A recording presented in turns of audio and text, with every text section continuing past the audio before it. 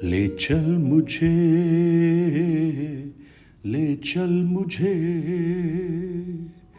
तू है जहां, ले चल मुझे, ले चल मुझे, ले चल मुझे, तेरे सिंहासन के पास ले चल मुझे।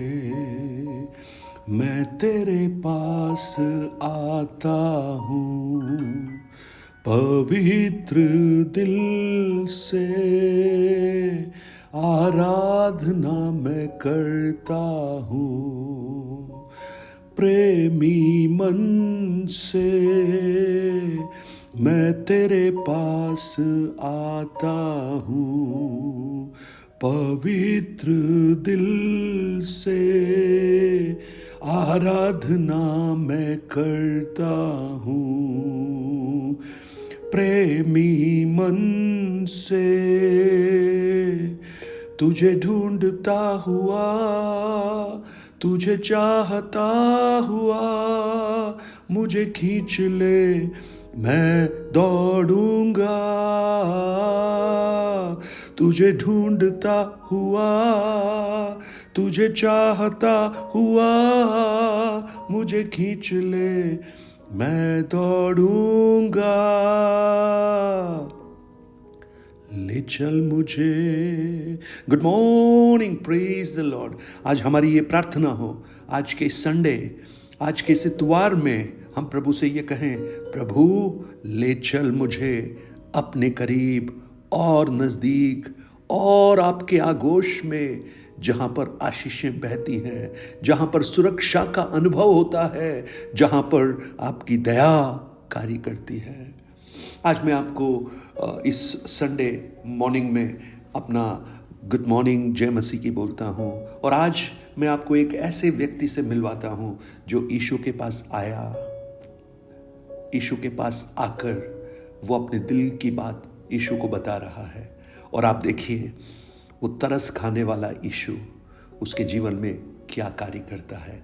मरकुस रचित सुसमाचार उसका 1 अध्याय उसके 40 से लेकर चंद वचनों को जब हम पढ़ेंगे, वहां हम देखते हैं एक कोढ़ी यीशु के पास आता है और उससे विनती करता है और उसके सामने घुटने टेक कर उससे कहता है, यदि तू चाहे तो मुझे शुद्ध कर सकता है।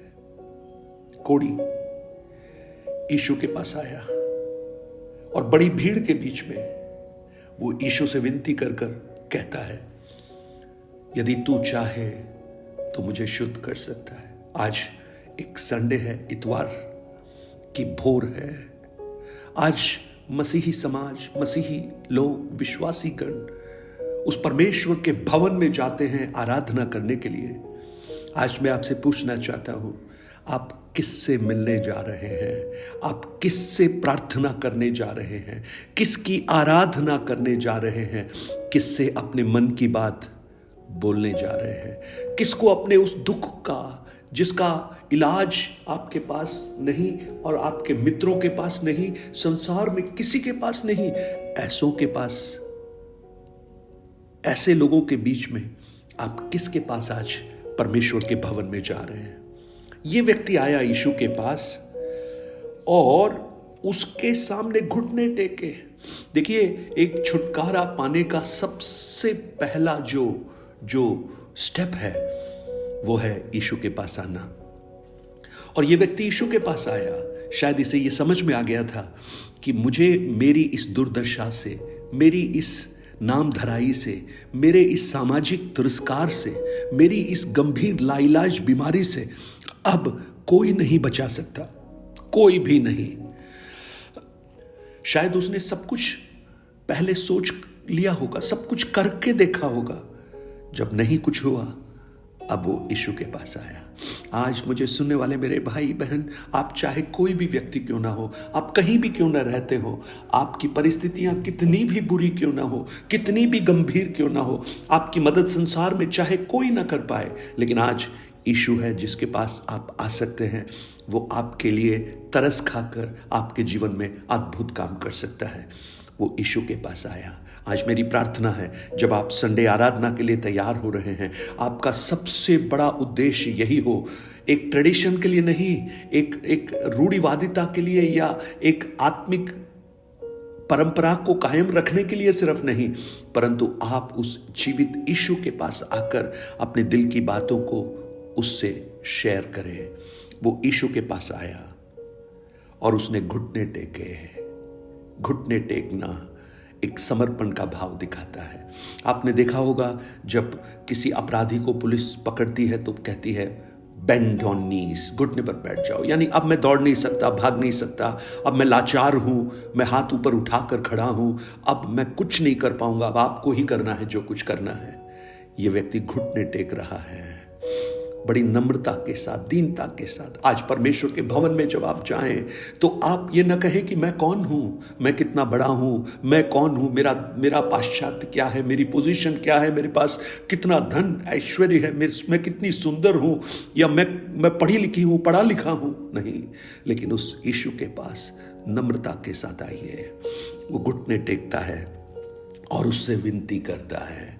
घुटने टेकना सिर्फ पर्याप्त नहीं है, लेकिन अपने मन की बात उसको बोलिए। वो कह रहा है, देखिए वो क्या कह रहा है, यदि तू चाहे तो मुझे शुद्ध कर सकता है। Praise the Lord. तू चाहे तो मुझे चंगा कर सकता है, नहीं बोला है, तू चाहे तो मुझे शुद्ध कर सकता है। और पहले यह भी नहीं बोला कि मुझे शुद्ध कर दे, लेकिन पहले कहा यदि तू चाहे। Oh hallelujah, it is not my will but it is your will. प्रभु ने तो प्रार्थना करना हमें यही सिखाया। जब तुम प्रार्थना करो तो ऐसे प्रार्थना करो, हे पिता, तेरी इच्छा जैसे स्वर्ग में पूरी होती है ऐसे पृथ्वी पर भी पूरी हो, यदि तू चाहे। मैं तो चाहता हूं, मैं तो इतने सालों से परेशान हूं और मैं आया ही इसलिए हूं कि मैं छुटकारा पाऊं, लेकिन फिर भी मैं एक बार कहता हूं, प्रभु मेरी मर्जी नहीं, आपकी मर्जी। कहीं इस बीमारी में आपकी मर्जी तो पूरी नहीं हो रही, कहीं मेरे निर्बलता में आप अपनी इच्छा को पूरी तो नहीं कर रहे हैं। अगर ऐसा है तो मैं उसके लिए भी तैयार हूं, नहीं तो अगर आप चाहें तो मुझे शुद्ध कर सकते हो। ओ क्या विश्वास है उस व्यक्ति का, क्या विश्वास है, उसको पता है कि यीशु शुद्ध कर सकते हैं, लेकिन उसको ये थोड़ा सा शक है कि यीशु आज मेरे लिए ऐसा करेंगे या नहीं करेंगे। आज हो सकता है आप में से बहुत से लोग इस मन के साथ जा रहे हो, क्या पता यीशु आपके लिए करेंगे या नहीं करेंगे। लेकिन आज मैं आपको बताना चाहता हूं, यीशु अपना हाथ बढ़ाकर उसे छू कर कहता है, मैं चाहता हूं तू शुद्ध हो जा।